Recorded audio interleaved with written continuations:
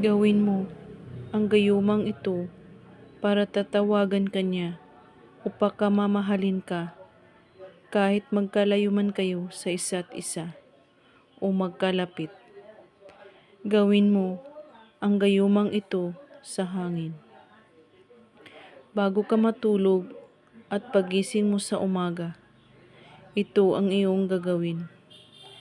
Itiko mo ang iyong kamay sa iyong dibdib. At pagkatapos, banggitin mo o tatawagan mo ang pangalan ng inyong mahal na pabulong.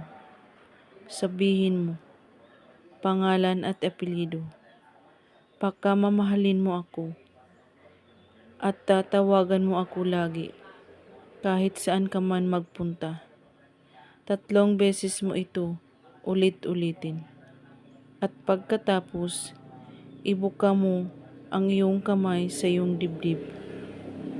Damhin mo ang iyong pagmamahal sa iyong target. At damhin mo na minamahal ka ng inyong target. Magfo-focus ka at magko-concentrate sa inyong paggawa sa gayumang hangin.